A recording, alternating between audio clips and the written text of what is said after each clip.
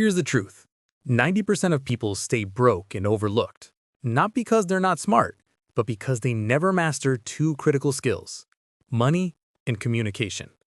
I've spent over a decade in finance, working in investment banking and later as an executive, learning from some of the most powerful, respected people in the room. And let me tell you, wealth and influence don't come from luck.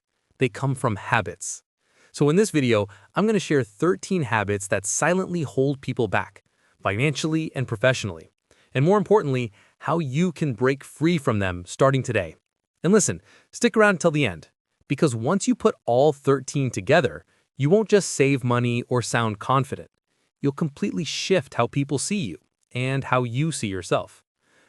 Habit 1. Paying yourself last. Let's start with one of the biggest and most common money traps out there: paying yourself last. Here's what usually happens. The moment people get their paycheck, they immediately start subtracting. First, rent or mortgage, then utilities, then groceries, then subscriptions, nights out, a couple of impulse Amazon orders. Before you know it, the money's gone, and saving becomes an afterthought.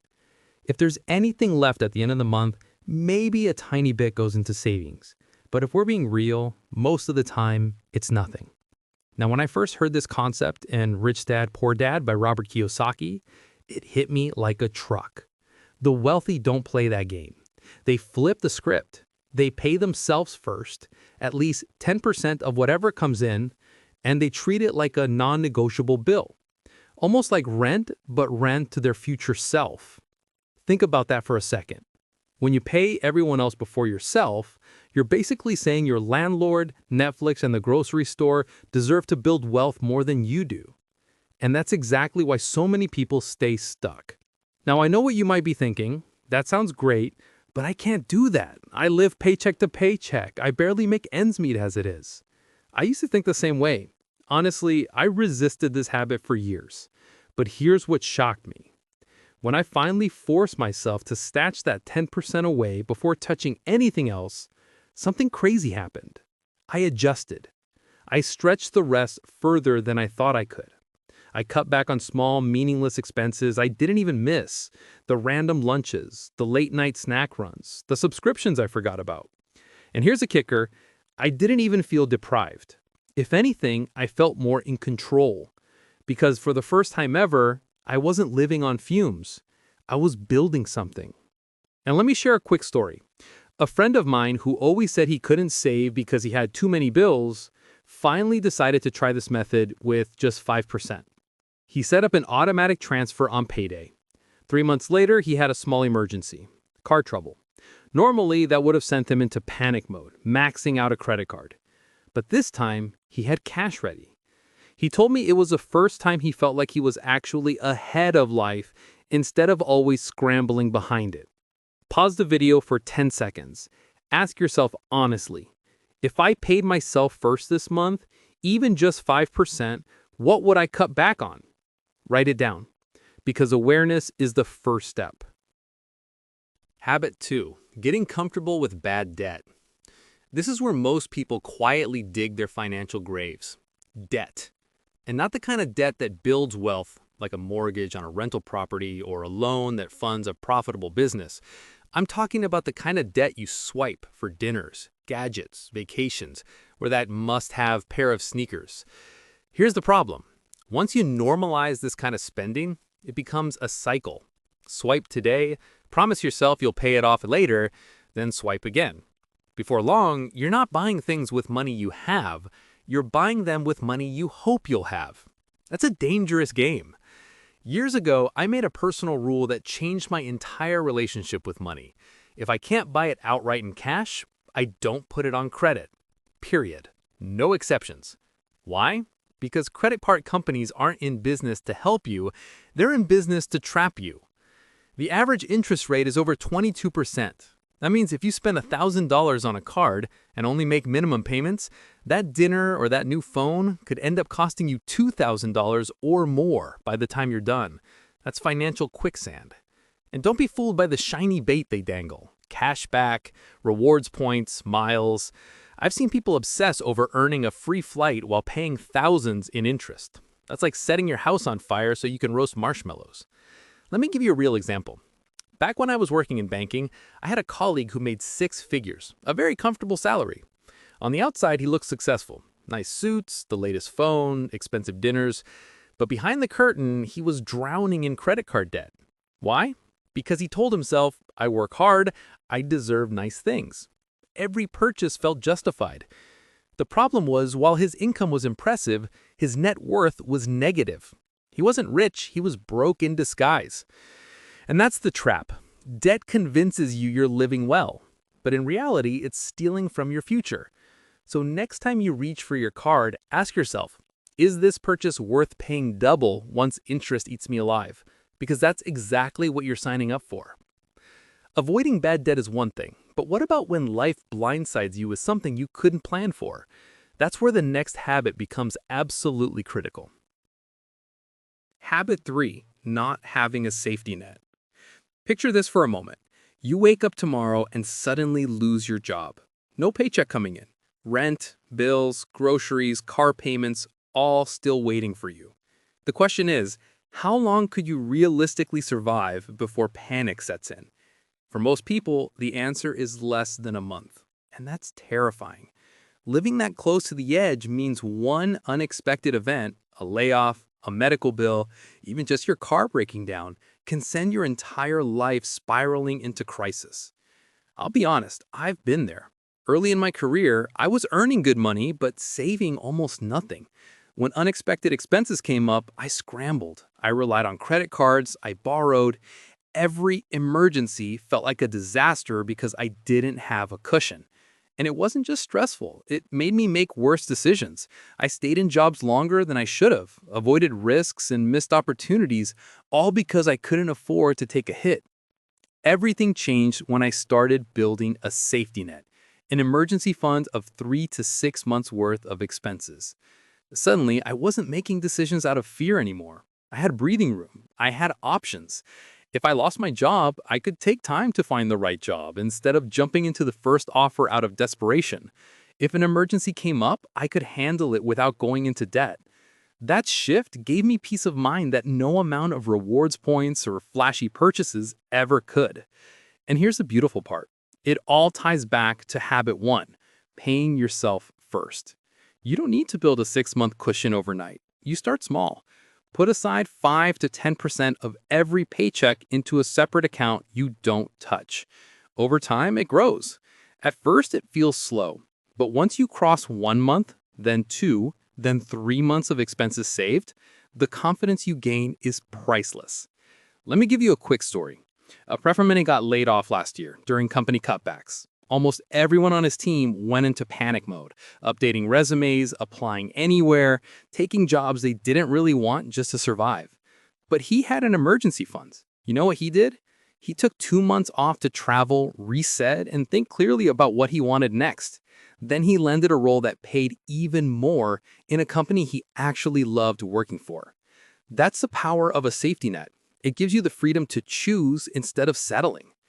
Ask yourself right now, how much peace of mind would it give me to know I had 6 months of expenses covered? Because that's not just money. That's security, confidence, and freedom rolled into one. Habit 4, not knowing your numbers. Here's the truth. You can't win a game if you don't know the score. And when it comes to money, most people are playing blind. I've met people making $200K a year who are flat out broke. And on the flip side, I've met people making $50K who are slowly but surely building real wealth. The difference? One group knows exactly where their money is going. Income, expenses, assets, liabilities. The other just swipes, spends, and prays there's something left at the end of the month. Let me ask you, if I stopped you right now and said, what's your monthly burn rate? What percentage of your income are you saving? How much are you worth on paper? Assets minus debts? Could you answer confidently? Or would you be guessing? Because that right there separates people who stay stuck from people who build wealth. When I first started tracking my numbers, I'll be real with you, it was painful. Seeing in black and white how much money I wasted on random lunches, impulsive Amazon orders, and subscriptions I forgot I even had was a slap in the face. But that slap was exactly what I needed. Pain sparks change. The first time I did a proper budget review, I discovered I was spending nearly $400 a month just on eating out. That's almost $5,000 a year disappearing into tacos, lattes, and takeout sushi. Once I saw that number, I couldn't unsee it. I cut it in half instantly, and the crazy part, my life didn't get worse. I just became intentional. Here's what I recommend. Set up a simple tracker. This could be an app, a spreadsheet, even just a notebook if that's your style. Update it monthly or at the very least quarterly. Track your income, your fixed expenses, rent, bills, your variable expenses, food, fun, travel, and your savings and investments. Once you see the numbers clearly, you'll know exactly where to tighten and where to grow. Let me share a quick story. A client I coached was making six figures but felt like she was always broke. When we dug into her numbers, we found nearly $800 a month going to things she didn't even care about.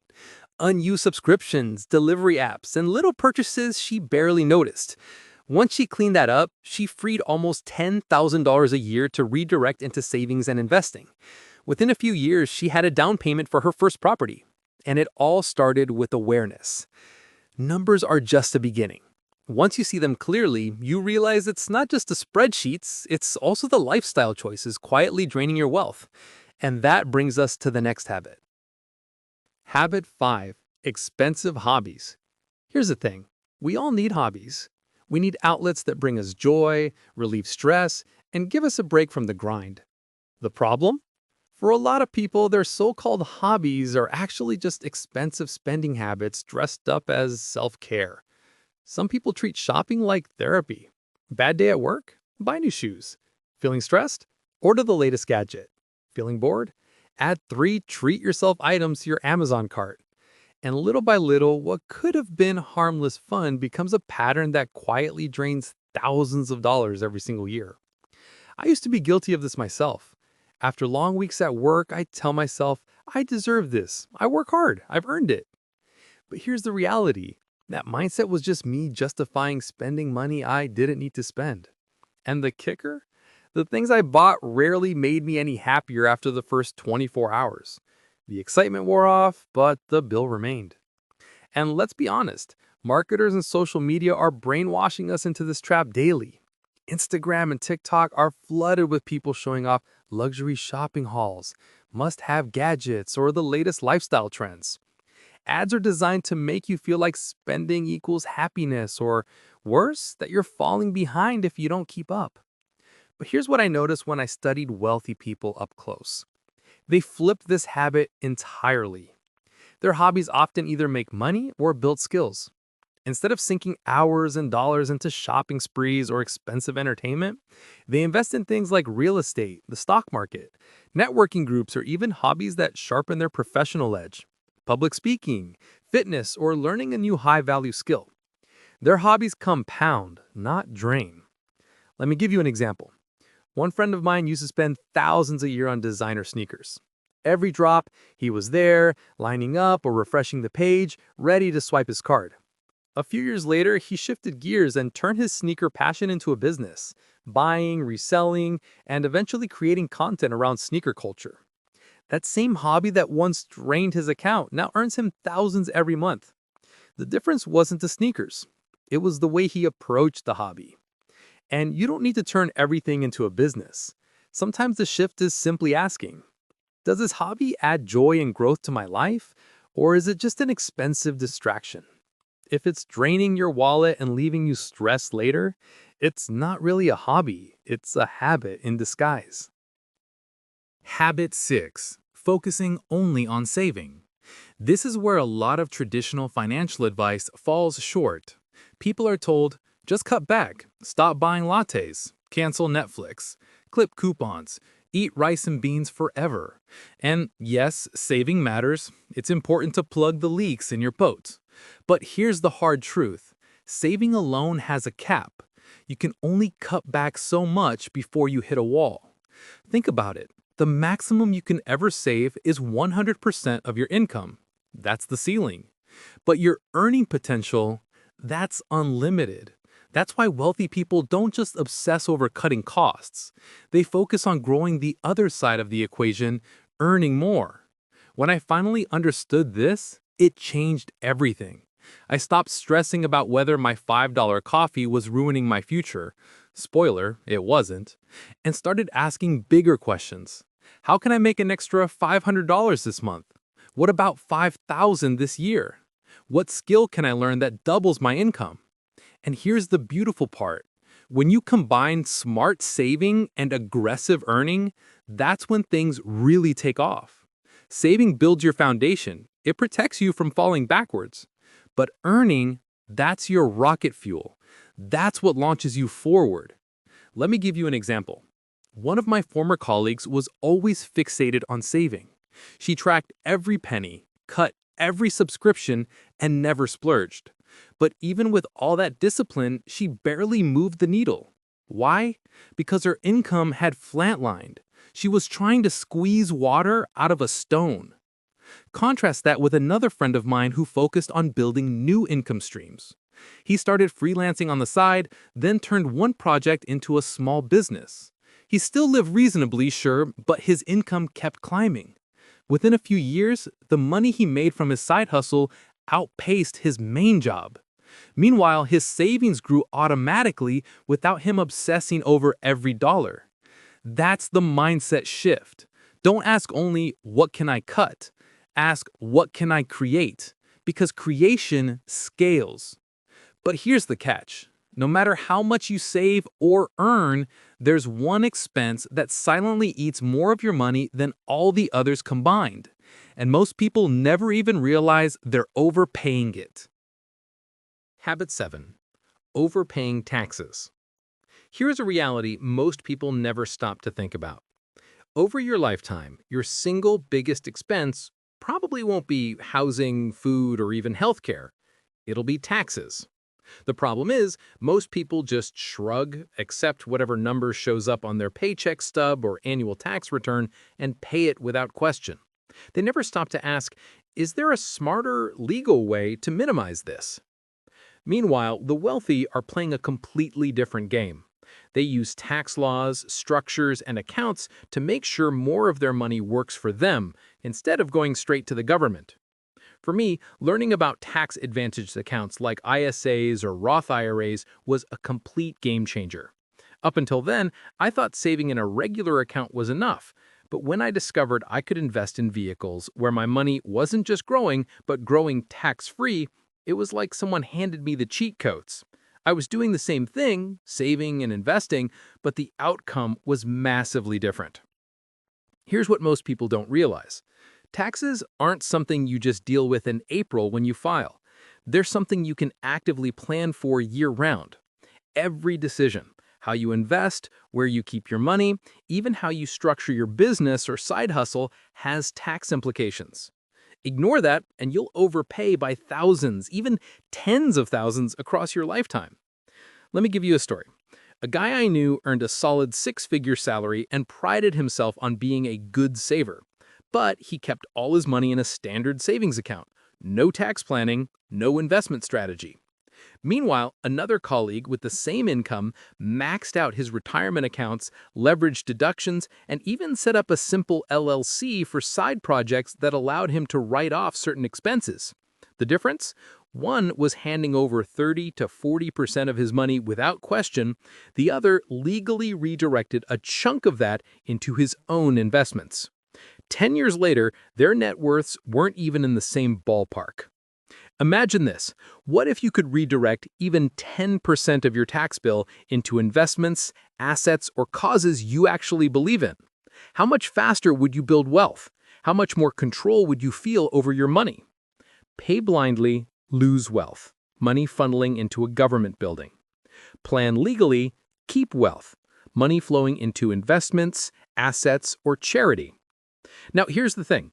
Even if you save on taxes, none of it matters if you wait too long to start investing. And that brings us to the next habit. Habit 8. Waiting too long to invest. This one right here, it's probably the most expensive mistake people make. And the scary part is, Most don't even realize they're making it until it's too late. The mistake is simple: procrastinating on investing. I can't tell you how many times I've heard people say, I'll start investing when I make more money. Or, I'll start once I've got everything figured out. Years pass and they're still waiting. Meanwhile, inflation, that silent thief, is eating away at the money just sitting in their account. Here's the truth: you don't wait until you're rich to invest. You become rich because you invest. And it doesn't take huge amounts to get started. I started small, literally $100 here, $200 there. At the time, it felt almost pointless. But then I watched those little amounts grow, not because I was some investing genius, but because of compounding. Compounding is like planting a tree. At first, it looks tiny, almost nothing. But give it time, and not only does it grow taller, it starts producing fruit, then more trees, then a forest. That's what happens when your money is invested early. It multiplies quietly in the background while you live your life. Let me give you an example. Imagine two people. Person A starts investing $200 a month at age 25 and stops at 35, just 10 years. Person B waits until 35, then invests the same $200 a month until age 65, 30 years. Who ends up with more? Shockingly, it's person A, the one who invested less money for fewer years, all because they started earlier. That's the insane power of compounding. Time in the market beats timing the market every single time. I've seen this play out in real life too. A colleague of mine used to say he'd start investing once he had more to work with. 10 years later, he was still waiting. Meanwhile, another friend who started small in his 20s, just low-cost index funds, now has a portfolio worth 6 figures. Not because he was a genius, not because he made huge bets, simply because he started. And here's the thing: just like money compounds when you start early, so do your habits in communication. And that brings us to the second half of this video: the skills that determine whether people listen to you or completely ignore you. Skill 1: speaking to lead, not to be liked. This one stings a little because it's something almost all of us are guilty of early in our careers. I know I was. When I first started in corporate, I wanted so badly to be liked. I wanted to be the nice guy in the room, the one everyone agreed with. And because of that, I softened my words. I'd say things like, I think maybe we should try this, or I feel like this could be a good idea. Here's the problem. When you do that, people don't see you as agreeable. They see you as uncertain. And in business, uncertainty kills influence. I thought I was being polite. In reality, I was making myself invisible. The leaders I admired, the ones who commanded rooms, drove projects, and earned respect, they didn't hedge. They spoke with clarity and certainty. They had a point of view. And even when people didn't agree, everyone paid attention because there was weight behind their words. One small shift changed everything for me. Stop qualifying your statements. Don't say, I think we should. Say, the best path forward is. Don't say, maybe we could. Say, here's what we're going to do. And let me tell you, the first time I tried this, it felt terrifying. I was worried people would think I was arrogant or too bold. But you know what happened? People actually leaned in. They listened. They took me seriously. Because leadership isn't about being liked. It's about giving direction, confidence, and clarity when others are unsure. Let me give you an example. Early in my banking days, we were in a high-pressure client meeting. I gave my opinion, but softened it with, I think. Another colleague, more junior than me, said almost the exact same point, but with certainty. Guess whose idea the client ran with? Not mine. Same content, different delivery. That was a wake-up call I'll never forget. Quick exercise. In your next meeting, catch yourself when you're about to say, I think or I feel. Stop. Cut it. Say it directly. Notice how much more authority your words carry when you remove the fluff. Skill 2. Controlling your emotions. There's a saying I learned early in my career that stuck with me. High emotion, low intelligence. And the older I get, the more true it feels. I'll give you an example. I once watched a colleague, brilliant person, great track record, completely blow up in a meeting. Red face, raised voice, cutting people off, pounding the table. In that instant, years of credibility went out the window. People stopped seeing them as competent and started seeing them as reactive. And in business, being seen as reactive is a killer. It makes others doubt your reliability, your judgment, and even your leadership potential. Here's the truth. Emotions aren't bad. We're human. But in high-stakes situations, uncontrolled emotions make you look weak, not strong. Great leaders understand this. They know how to feel the pressure, bend with it, and bounce back like blades of grass in the wind. Compare that to people who are rigid, snapping like a brittle toothpick the second things don't go their way. The most respected leaders I've worked with, they don't panic in tough moments. They don't explode when challenged. They stay calm, measured, and solution-focused, even when everything is on fire. That calm presence doesn't just make them look strong, it makes everyone around them feel safer, more stable, and more willing to follow their lead. So, how do you build this skill? It starts with awareness. The next time you feel that surge of frustration or anger bubbling up, pause. Literally, stop yourself. Take a breath. Ask yourself, what does the data say? What's the logical next step? By shifting from emotion to logic, you stop yourself from saying something you'll regret, and instead move the conversation forward. I had to learn this the hard way. Early on, I used to take criticism personally. If a boss or client pushed back on my ideas, I'd get defensive. My body language would give it away. Crossed arms, tense tone. And it never helped my case. But when I trained myself to pause, breathe, and respond with curiosity instead of defensiveness, everything shifted. Suddenly, instead of arguments, I was having productive discussions. Instead of tension, I was building trust. Next time someone challenges you, instead of snapping back, ask, "Interesting point. Can you tell me more?" That simple shift takes you from emotional to strategic, and people will notice. Skill 3. Speaking with authority. Here's a mistake I see all the time.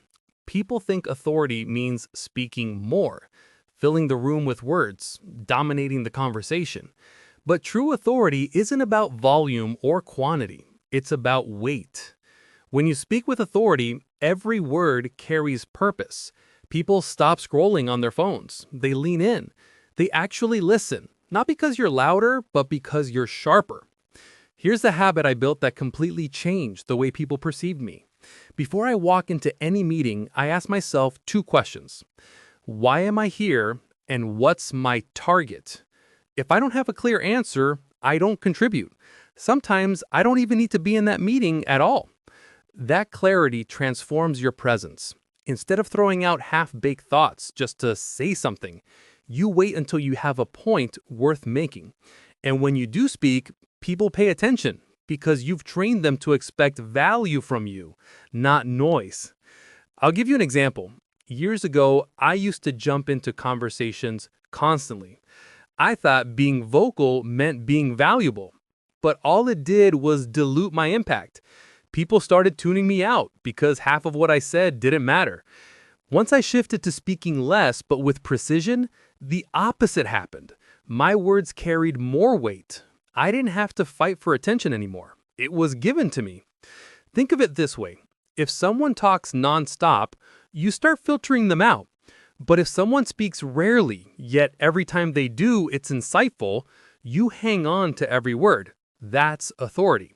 And here's something else. Authority isn't just what you say, it's how you say it. your tone, your pace, even the pauses you take. People who rush their words or trail off sound unsure. People who speak with calm, steady pacing signal confidence. Silence, when used intentionally, is often more powerful than speaking. Imagine cutting 50% of the meetings you attend. And in the meetings you do join, you only speak when you have something that genuinely moves the needle. How much more impact would your words carry? Skill 4. Asking better questions. Here's a truth most people don't realize. Leaders aren't the ones with all the answers. They're the ones who ask the right questions. I learned this lesson young. My parents had this quirky tradition at family gatherings. They'd make me play what they called the question game. My job was to walk up to an adult and keep a conversation going by asking at least 3 thoughtful questions. For a shy kid, it was terrifying. But it forced me to practice curiosity, to really listen, and to push past surface-level small talk. Looking back, it was priceless training for business and leadership. See, average conversations go like this. How's it going? Good, you? Yeah, not bad. And then silence. Nothing happens. No connection, no insight, no real value. Strong leaders, on the other hand, know how to unlock clarity and build influence through their questions. Instead of, how's it going? They ask, what's the biggest challenge you're facing right now? Or instead of, are you busy? They ask, what's the most important thing you're working on this week? Notice the difference? One gets you a dead-end answer. The other sparks a real conversation. Let me give you a story. I once sat in a meeting where a junior associate barely said a word the entire time, until the end when he asked the client one powerful question. If we could remove one obstacle for you right now, what would it be? That single question completely shifted the tone of the meeting. The client opened up about a hidden problem no one had mentioned, and it ended up being the key to closing the deal. From that day, that associate wasn't just the quiet one, he was the guy who asked the question that mattered. Your questions determine the quality of your results. In relationships, in negotiations, in leadership. If you ask weak, lazy questions, you get surface-level answers. If you ask strong, specific questions, you uncover the real issues, the hidden opportunities, the leverage points. Skill 5. Stop oversharing. This one almost cost me big, and honestly, it's one of the most underrated communication killers out there. When I was 23, I had to fire someone for the first time. I was nervous, but my manager gave me clear instructions. Be direct, be concise, say what needs to be said, and stop talking. Easy, right? But when the moment came, I froze. Instead of being clear, I rambled. I threw in compliments, over-explained why the decision wasn't my fault, and talked in circles so much that the person actually left the meeting not realizing they'd been fired. We had to redo it the next week. Talk about embarrassing. That experience taught me something critical. Oversharing screams insecurity. When you repeat yourself, over-explain, or add unnecessary details, what you're really signaling is, I don't fully believe in what I'm saying. And people pick up on that instantly. Confident leaders, they land the plane. They say what they mean, clearly and directly, without drowning it in fluff. It doesn't mean being cold or harsh, it means being precise. And it's not just about words. Oversharing shows up in your body language and tone too. I used to whisper my opinions in meetings, repeating the same point 2 or 3 times, as if saying it again would make it stronger. But deep down, I was doubting myself. Once I fixed that, by speaking once, with confidence and volume, people started listening. Suddenly, my words carried weight because I wasn't undermining them with nervous repetition. I see this all the time in workplace conversations. Someone is asked for a quick update, and instead of giving a crisp 30-second answer, they launch into a 5-minute monologue. The result? People tune out. Their credibility drops, even if the information was valuable. Action step. The next time you catch yourself repeating the same point 3 times, stop. Land the plane. Say your piece, then pause. Let the silence do the heavy lifting. You'll be surprised how much more powerful you sound when you trust your words to stand on their own. So there you have it. 13 habits that quietly keep people broke and overlooked, and the exact shifts that can flip everything around. Some of these are about money, some are about communication, but together they form the foundation for wealth, influence, and ultimately freedom. Here's the key. Don't just sit back and nod along. Don't treat this like just another YouTube video you watch and forget. Pick one habit from money and one skill from communication and start applying them today, because change doesn't come from knowing, it comes from doing. Think about it like this. If you only improved 1% each week in how you manage money and how you communicate, where would you be a year from now? 5 years? 10? Small shifts today compound into massive results tomorrow. Just like money in an investment account, your habits multiply when you stick with them. And here's the real truth. Wealth without influence makes you invisible. You might have money, but no one listens when you speak.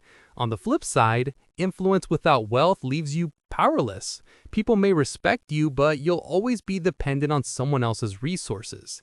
The magic happens when you combine both. That's when doors open. That's when opportunities chase you instead of the other way around. If this resonated with you, share it with one friend who needs to hear it. Don't keep this knowledge to yourself, pass it on. And dive into that next, because this journey doesn't stop here. Remember, it's not the giant leaps that change your life. It's the small, consistent habits you practice every single day.